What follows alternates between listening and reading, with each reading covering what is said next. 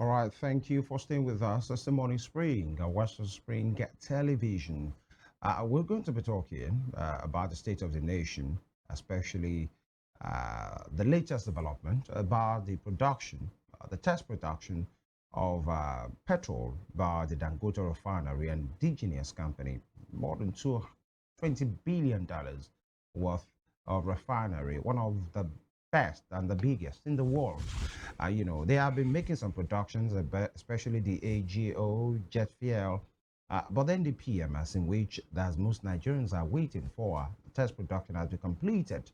And then the chairman of the company, Aliko Dangote, said they are ready and is sure, especially that the quality of what is being churned out or that will be churned out from that company will be one of the best in the world. And so Nigerians are excited to say, all right, maybe this is a game changer, an indigenous company producing this product right here in Nigeria. There is no need for sourcing for forex, for importation, and many things like that. But then many persons are saying, wait a minute, is it really Uhuru? Will it mean, that maybe the coast is now clear for us, no more delay? But many persons will say, how about accessibility?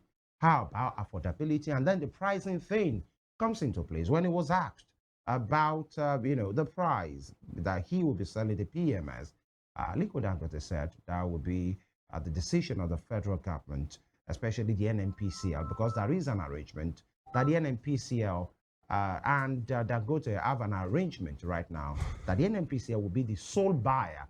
What it means is this, that every PMS petrol that will be produced from the Dangote refinery, they will be bought over by the NNPCL. And so the price will be determined by the NNPCL. So Nigerians are like, okay, why?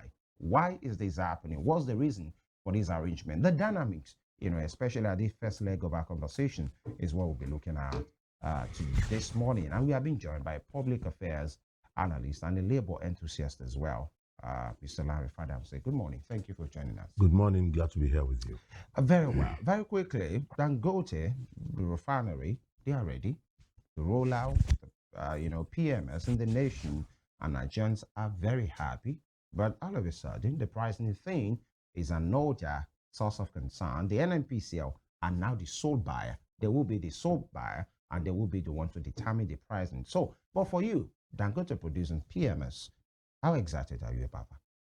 Well, he's doing business, so I can't be excited about it because it's a private enterprise.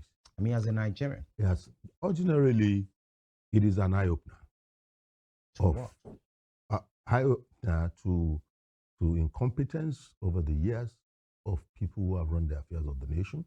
Because as an individual who within 10 years, and we are celebrating 25 years of democracy, do you get it? So it could take an individual 10 years to dream and bring to fruition.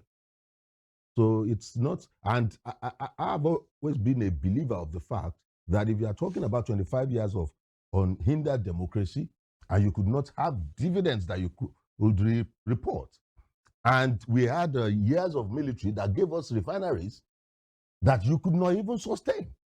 So he questioned a lot of things, but however, the basic thing is that an individual in the same country could, within that frame of time, start to finish what was a virgin land, not that some assets were on ground, and it tells a lot about what we have been having. But supported by the government. Well, supported by government is relative. Because at some point, it took the individual, when people within the government circles, and all of us heard, were saying the Dangote refinery is just 45% ready. I mean, that person addressed press, and this is a media organization. We know it was the real thing. The guy said even the quality of what will come out, and that person now snitched on government. I said, wait a minute, what are you telling me? Do you understand? Initially, he said, and it was even here, I said, I'm looking at some intrigues, because Dangote was never known to be a media person that would be calling on media all the time. But when this white young lady, I don't know, was always having issues, discussions with Dangote, I knew something was in the offing. And then he came out to say there was a cabal in the oil and gas industry that was stronger than any other cabal in Nigeria, you remember. So for a Dangote now to come around and say, wait a minute, you are saying my refinery is not ready? And he now told us about the Malta link. And he now told us, so Nigerians now realized why oil was not well for us as a nation. And all of a sudden, his factories now had to start producing. So a lot of things had gone under.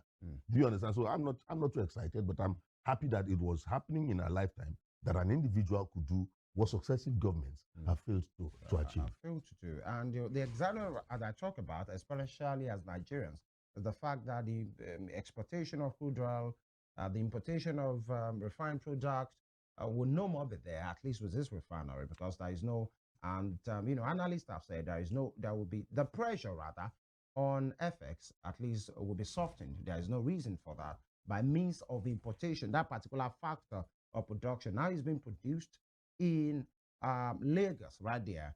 And then the president has even said, the crude that will be supplied to Dangote from Nigeria should be sold in Naira, and Nigerians are waiting. Will he, also sell to Nigerians in return in Naira? And when he was asked about the price, was that the excitement of Nigerians to say maybe there will be a significant reduction in the price of pump? He said, and that was where the disappointment came in, to say it's not my thing. The NNPCL and my company, we have an arrangement. NNPCL that is sole buyer, they will be the one to determine the price. So what's your take on that particular arrangement? In 2021, penultimate, early 2022, the same CMD of NNPCL, it was NNPC then, got about $2 billion for the runaround maintenance of the Port Harcourt Refinery. They got another money for Kaduna Refinery, turnaround maintenance in dollars. Now, at that time, it was NNPC that was the sole importer of PMS into Nigeria. And over the years until recently, when they said subsidy was gone, one would wonder, so who was collecting subsidy if that was the only person bringing PMS to Nigeria? Who could not turn around its own refineries to bring about PMS? Now that a Dangote has come with his own product, the NNPC is now the only sole. So something is there that has made it instructed that they must remain the sole people dealing in the product. And when the reporter asked, we're in a media organization here, when the reporter asked Dangote, like how much, he said it's the same NNPC and government that will determine. So he knows how much he's selling to NNPC. NNPC is buying off him and now fixing price. Does it add up? It doesn't. And in a nation where it took a snitch, it was a snitch. He told us, look, I paid for the land. It's not as if I was giving land in Lagos for free. $100 million. That's when the first time that people knew, look, wait a minute, this guy did business. I paid for this land. So don't make it look like you gave me a gift. And so if I want to do business, I want to make profit. So now I think Dangote is like, okay, if you insist, okay, just pay me for my product that I've gotten. Secondly, it will be factored in Naira. At what level? If you say we are selling crude at $50 per barrel, if you say you will do it in Naira for Dangote, you will still go to transfer from $50 per barrel and calculate in Naira for him. Not that you are now saying you take 50 Naira per barrel.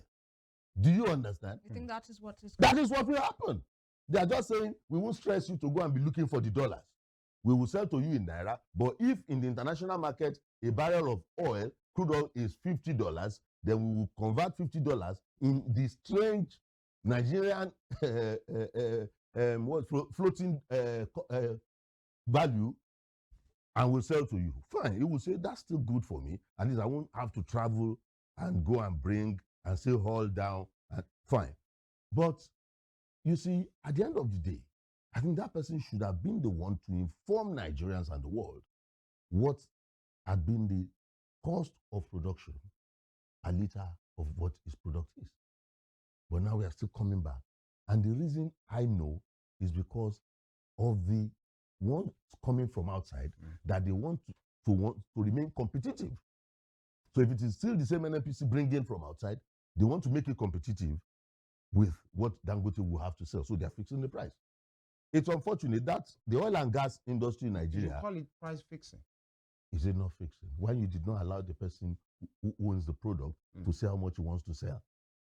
It is still you that have not been able to manage your own well. Right. That want to now come to somebody who started to finishing level to determine price of his own products. If Dangote had said, my product is 1,200, and you as our people want to say, okay, let's help Nigerians, we will buy it and sell to Nigerians at we wonder. You did not allow him to speak. He said within 48 hours, and within less than 6-7 hours, we were seeing the pricing coming out to Nigerians. It's about time we started to interrogate so many other things alongside this issue. A lot of things. And I believe in the course of our discussion, we'll still get there. All right. So Dangote says that the petroleum, the PMS would, localize the local production, rather would stabilize naira, and also will put a stop to importation of PMS. Do you think that will happen? And also, looking at the quality of his product, I mean, when he showed the sample, a lot of people thought it was water he had because of how transparent and clean, almost transparent that product was on his table. Do you think his product would kind of put a stop to the importation of the fuel that we know? Because people know the color of PMS to be almost yellow. And now we have a fuel, and he says that this is the standard of petrol you find anywhere in the world. In fact, he said this is America's standard of gasoline. What's your take on this? It's good marketing and it's okay. But then, like you said, it's like yellow. And there was a time in this Nigeria when we had the NNPC refineries working, that we had super. It's called super. It's highest grade of PMS. It was red, reddish like red wine. There was 5-star, which was the color we have now, like light green, yellowish. You get the drift. So if you buy 5-star, it's even costlier then than the 5-star. So depending on what capacity, the same Nigeria we are in, you get the drift. So it goes to show that the product has qualities. Do you get? So depending on the kind of car you drive and what kind of engine life you want to give your car, by reason of your capacity at that time, determines which one you go for. It's not that the 5-star cannot work on your car, but like you have some oil that costs like 5-6 times the price of other oil you use to service your car. In the same way, you have gradings in terms of quality of PMS. But for a nation that has been so traumatized, anything goes. That was when we had the one that was smelling like it could choke people. But we still felt, oh, petrol has come. The truth about that will still depend on the content. So that is plain, it's colored. Those colors are put there as distribution factor or as cleaners. You see, the one that they said they were bringing from Malta is not even refined PMS. It was like bleached oil product that gives you different levels and gradients of lubricants. So some will come as PMS after you add some things. Some others will come as engine oil. Some will be AGOs, which is the diesel, by additives, not necessarily refining. So that shows that some of those products are low quality, but in his own case, he's saying we have refined and used all beautiful technology to bring it about. So about quality, he said it, and it's for those who want to now controvert to say that's not true. Yeah. But for him that realized they were trying to mark down his products, he's now coming out to market his products as the best around. So by research, we have now realized, and from insights too, like the one I mentioned, reality of what I saw. We had super, we had ordinary. They called it ordinary there. 5-star was called ordinary, and super was the super. So if there were no possibility of disparity in quality, there wouldn't have been that designations then. So right now, in this conversation, we know there is very, very high quality PMS, and there are some other gradients of it that are lower. And do you think Dangote Refinery producing, taking out PMS to the market now will stop importation of PMS? And how do you think, both products, the imported fuel and the one from Dangote Refinery, will fare in the market? There's too much criminality in the oil and gas industry of Nigeria that has been revealed. As at 7th of August, Mele Kyari said, it's not yet time to say the whole truth. You remember? He addressed and said, wait, very soon I'll tell you the truth, but I don't know anything about Malta. I'm not involved in Malta business. But he did not deny that they were buying from Malta. And that very recently was when Malta became part of those that were supplying oil to Nigeria. And the volume was increasing. Also, interrogations and people were, when allegations are made, you say, well, rumor tribes when you stifle the truth. You understand? And the rumors are in public domain that suddenly some oil and gas firms are now family rooted in a short while.